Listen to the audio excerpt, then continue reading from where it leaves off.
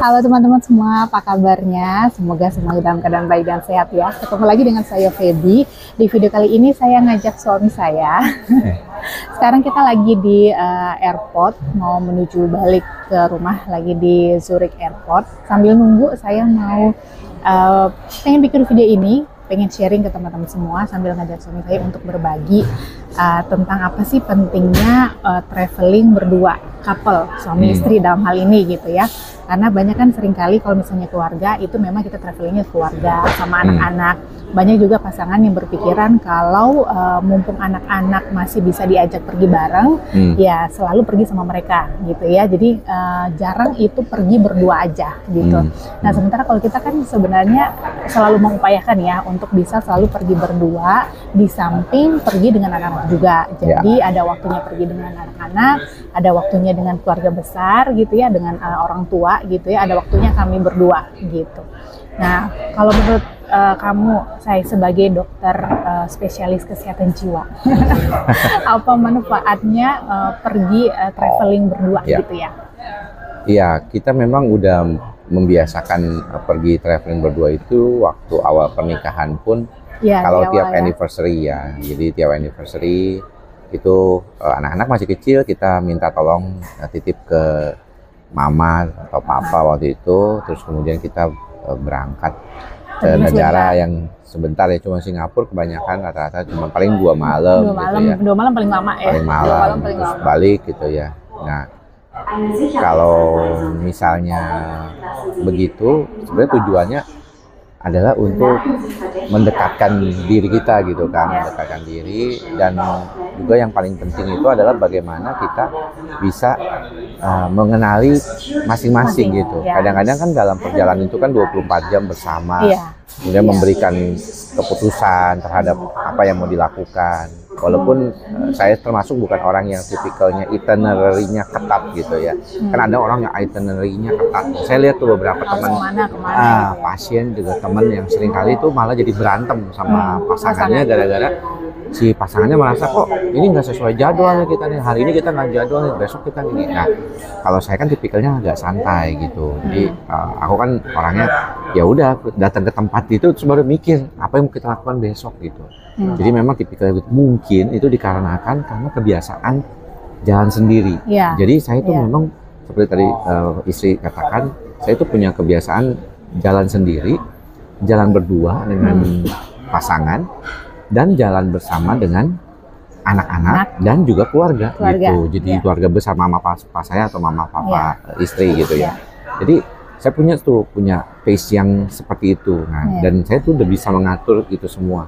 Nah, karena kebiasaan jalan sendiri itu benar-benar terkadang semua keputusan kan ada di tangan kita gitu. Sedangkan kalau sama pasangan kan kita mesti share, jangan-jangan apa yang kita rencanakan ya belum tentu berhasil gitu kan.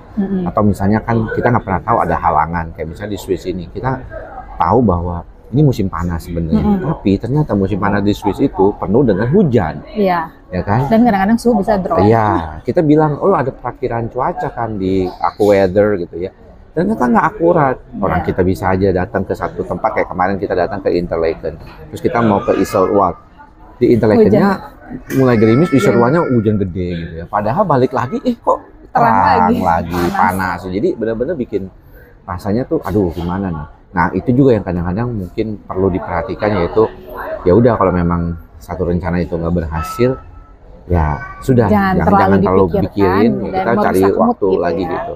Kalau misalnya memang ada yang pastinya buang uang atau apa, saya rasa itu memang seperti kayak kalau kita kan hidup tuh ada pelajarannya, dan kemudian kalau kita pengalaman satu, kedua lagi itu ya, kalau kita bicara tentang keuangan tuh ada hal-hal tidak terduga. Nah, jadi kita ada budget untuk hal tidak terduga itu yang bisa 10-15%, dan itu memang biasanya terjadi.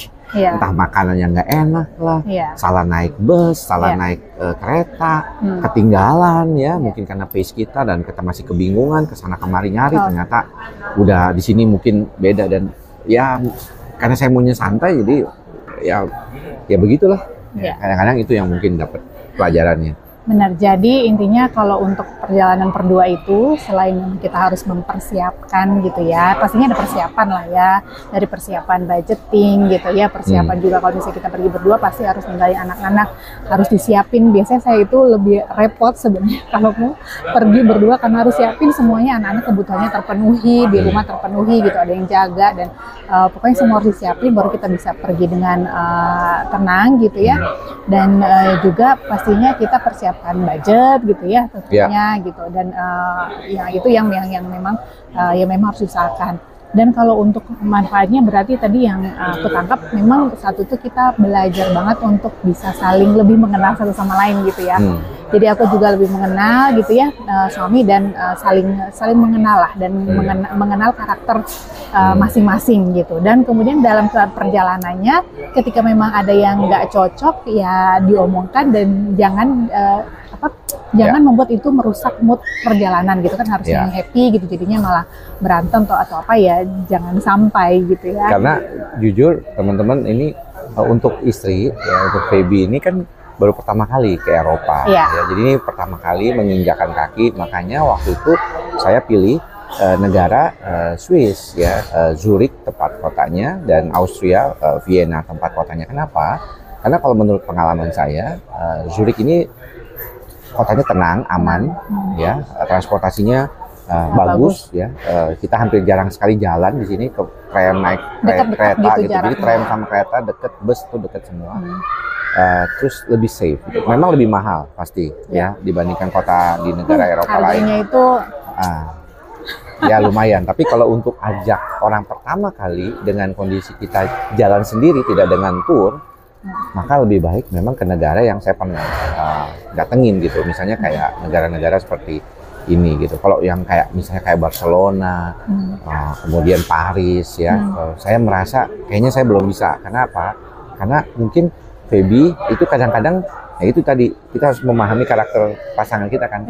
Kadang-kadang kan kita tahu ya di Paris, Barcelona itu ada scam ya, teman-teman pasti yang udah pernah ke Eropa tahu ada scam gitu, dan scam itu kadang-kadang menyasarnya itu adalah orang Asia, orang Asia. Kemarin kita di Austria, di Wina juga kan begitu ya, ada orang yang mau minta-minta gitu, dan selalu mintanya ke Asia. Kita lihat, oh dia nggak minta nih ke orang lokal, dia minta ke Asia gitu. Kenapa? Karena mungkin dianggap pasti takut gitu kan, ada rasa inferiority kadang-kadang tuh. Aduh, orang Barat, diapa-apain segala macam, negara orang. Nah itu yang saya udah bilang ke istri berkali-kali, nah, itu yang perlu dipelajari. Nah hal-hal seperti ini yang mungkin dalam perjalanan tuh kita belajar bersama lah, mengenali gitu. Termasuk saya juga kan nggak boleh berkesan cepat-cepat, karena kan saya kan sendirian. Kalau sendirian kan saya gampang banget mandi langsung pakai lotion aja, karena kalau musim dingin biasanya saya selalu pergi di musim di musim gugur ya, karena itu biasanya kongres psikiater itu di musim gugur. Nah, kalau istri kan mungkin harus dandan dulu, harus make up dulu, lama nunggunya, jadi akhirnya ya itu yang mungkin perlu pengertian dan perlu saling komunikasi. Iya itu dia. Jadi banyak sih ya manfaat kalau misalnya kita bisa pergi berdua gitu teman-teman ya. Jadi di samping dengan pergi dengan anak-anak juga gitu. Jadi banyaklah untuk hubungan kita ke depannya juga gitu ya. Jadi lebih saling mengenal gitu, dan banyak pembelajaran. Dan saya di sini juga bersyukur kalau misalnya bisa pergi berdua itu. Jadi jangan sampai maksudnya tuh suami udah kemana-mana banget gitu ya, dan kita itu masih cuma kayak terkungkung di rumah gitu. Jadi setidaknya kalau misalnya ada levelnya itu nggak terlalu jauh kan, kita bisa komunikasinya juga lebih enak gitu ya. Dia udah pernah melihat ini semua dan segala macam, sementara saya enggak gitu. Jadi pastinya akan lebih enak kalau misalnya gap itu nggak terlalu jauh gitu. Untuk komunikasi juga lebih enak gitu. Dan satu hal lagi mungkin yang perlu diperhatikan adalah saya itu biasanya memang kalau kemana-mana pergi kan tidak dengan tour gitu ya. Jadi saya jalan kaki sendiri dengan angkutan. Jadi nyasar itu udah biasa banget. Nah, kalau misalnya istrinya ataupun pasangan dalam hal ini itu tidak terbiasa, merasa kayaknya, aduh kok aku diajak nyasar nih kayak gini-gini. Nah itu pasti, dan maunya nyaman, pasti sulit. Ya, tapi kalau misalnya mau nggak kita hujan-hujanan nih, kemarin kita hujan-hujanan tuh bisa basah baju. Barang kita basah ya. Kalau dibilang nggak ada persiapan, nggak segampang itu memang ya. Kenyataan yang ada tuh kadang-kadang mau pakai megang Google Maps kadang-kadang mau pakai payung, Iya. susah deh gitu ya. Jadi terus Jadi kita juga ya nggak harus terbiasa. ya, Iya, siap lah untuk gitu. itu Jadi gitu ya, memang, hal-hal yang tidak terduga. betul. Jadi ya memang ya itu tadi salah masuk dalam satu persiapannya itu adalah kalau misalnya kita memang mau pergi, apalagi kalau jalan sendiri, buat yang sudah pernah tahu, kayak misalnya suami udah pernah pergi gitu, harus menginformasikan juga, nanti tuh di sana kayak gini, lo bisa begini gitu. Terus maksudnya kamu mau nggak, siap nggak gitu, kalau misalnya oke gitu ya, oke gitu. Jadi ya kita juga sebagai istri nggak komplain lah gitu ya, nerima gitu. Ya. Ya, oke, sudah 10 menit. Semoga apa yang kita sharingkan bermanfaat buat teman-teman semua, buat pasangan-pasangan semua di luar sana, gitu ya. Semoga bisa apa yang kita sampaikan bisa menjadi inspirasi atau apa ya untuk bisa juga meningkatkan meningkatkan kualitas hubungan gitu ya lewat perjalanan berdua. Oke, terima kasih semuanya. Stay safe, sehat semuanya. Bye-bye. Bye.